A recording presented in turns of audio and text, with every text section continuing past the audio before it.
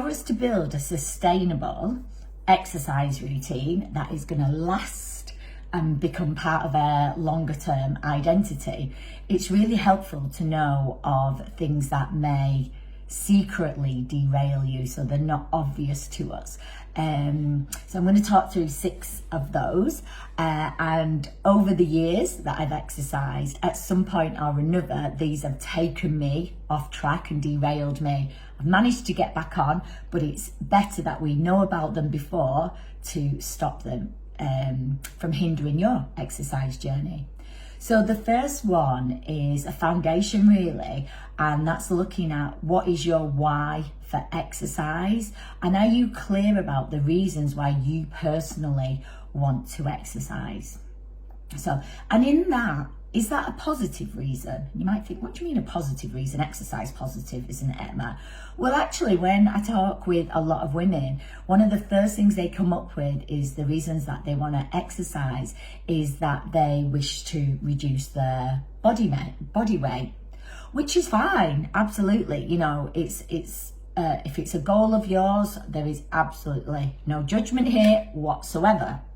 However, when we think about it, if that is our primary reason for exercise, we're in essence exercising to reduce ourselves, so we're taking away from ourselves. So while it might be a reason, should it be your biggest why?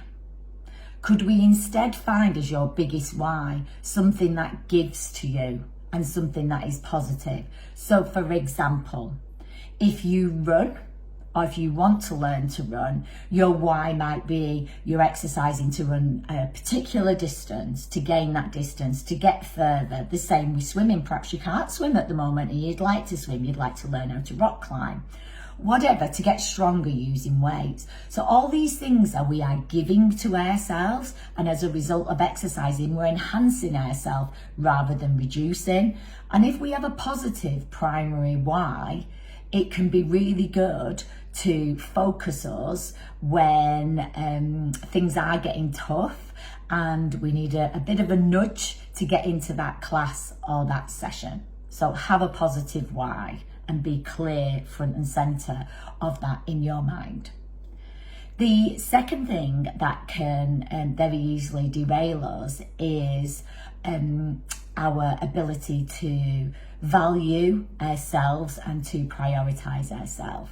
So women today have a very long to-do list. We are juggling work, family, home life, etc., friends, and our own exercise can often come, particularly when we're restarting, exercise at the bottom of that list. So it's very easy for it to slip off, and we don't value our time. I know there's many times where I don't, and I'm like, come on, Emma, you are allowed this time. You are allowed to give this importance to yourself.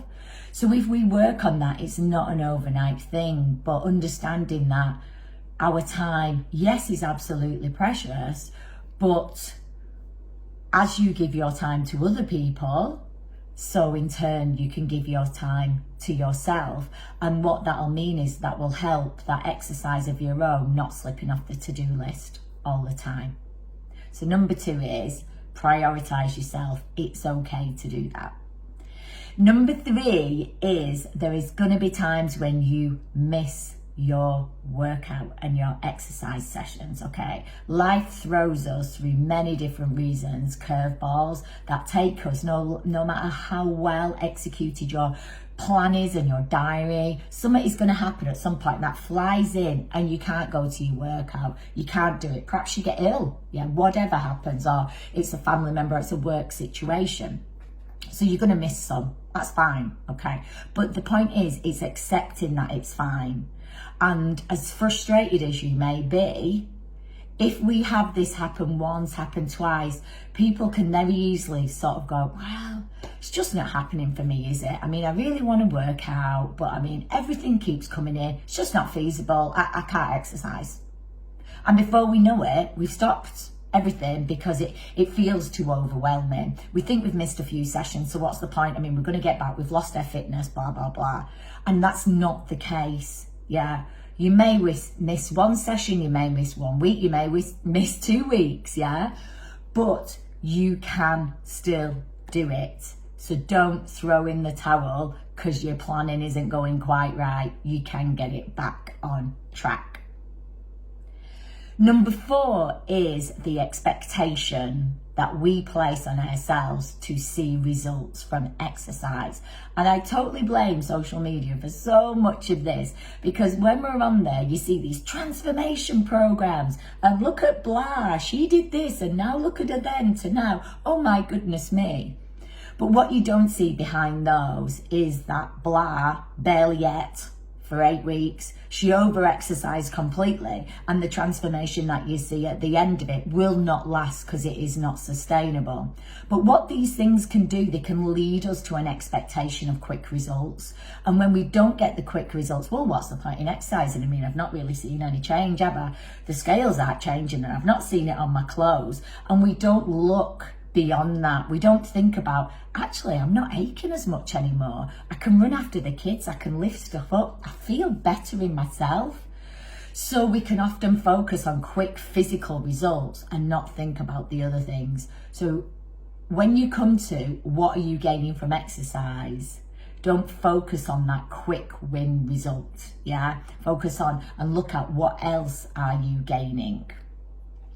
Number 5 is that maybe the exercise that you're trying to do just does not fit into your life. You might think, well, what do you mean by that? What do you mean, Emma? So let me give you an example. I used to do most of my strength training. I used to do it after I finished working, first thing in the evening. I used to go there, get it done and come back. And after I had Thomas, I just didn't, it was really stressful because there was nursery pickup and then there was juggling childcare, and I was getting in later and later to the classes. The coach was getting annoyed with me. And in the end, I had to say, look, this has worked to me for years, but it no longer works. And I need to find a new way to exercise that isn't what I've been doing previously. And so whilst fitting exercising can be tricky, it shouldn't be really stressful. Yeah, because if you are super stressed and you're going into an exercise class, you're creating stress for yourself, stress for everyone else around you. It's just not nice. You don't want to exercise. You know, I used to get really stressed before, going, oh my gosh, am I going to get there in time, blah, blah, blah. So we need to be thinking about where in your busy diary does it best fit. Yeah, and if it is causing you genuine stress to go to X class on X day, look for something else. Yeah, if it's not manageable without it causing you that, because otherwise you're gonna get stressed going, and you're very likely to end up giving it up because it's just too much. So change it, find something new if it doesn't fit in with life.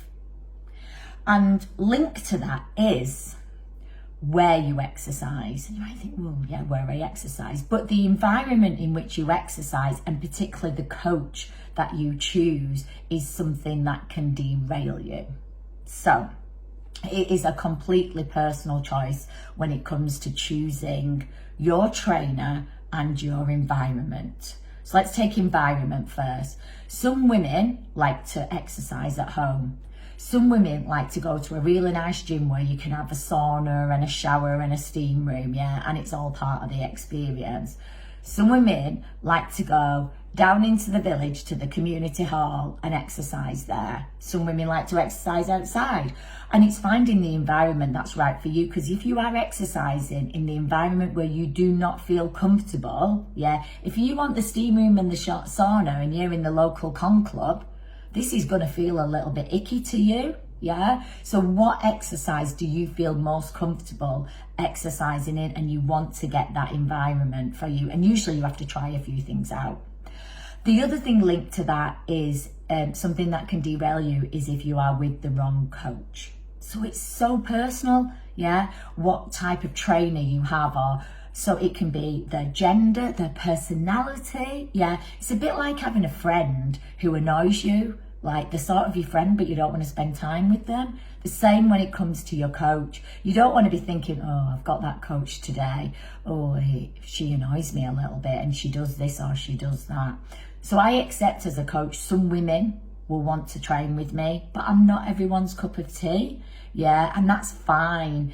Women have a choice of who they choose as a coach. And it's really important, if you are going to get the most of your exercise, you think about what type of woman or male, obviously you can get trained by a male, it's allowed, yeah. What type of person do I want? Who makes me feel comfortable? Maybe who do I aspire? Perhaps that person, that coach is someone that you aspire to be. There's certain characteristics of them that you like. But if you don't like your coach, you won't want to go to sessions. And all the way through, trust me, I've been there, they'll really annoy you. So just find someone that you like. It's massive. So 6 things, I'm going to recap on them, yeah, that can potentially derail you. And if they don't derail you and you get them right, it can really, really help. So your why. What is it? What is the reason reasons you are exercising? Front and center, and make them positive, please. Give rather than take from yourselves. The other thing is, yes, you are worthy. You can prioritize yourself, as icky as it might feel, and you have the absolute right to do that. Third up is, you will miss sessions. There is no doubt about it, and that is okay. Get back onto it when you can. Don't kick yourself. You won't have lost all your fitness. It's fine. 4, don't expect big results quickly, and think about what are the other things as well as the physical changes that you are expecting. So what have you gained or what are you gaining from exercise? 5, make it fit with your life. Yeah. Don't let it cause you stress. Yeah, if it's not working, that particular time, day, activity, look for something else. Don't see it as a sign that you can't exercise. And number 6, make sure that you have the right environment and the right coach for you. And that is so personal. And you need to make that choice as to who and where, or indeed maybe no one. And you're going to exercise completely on your own. So 6 things there. I hope keeping them in mind helps to sustain your exercise journey for you.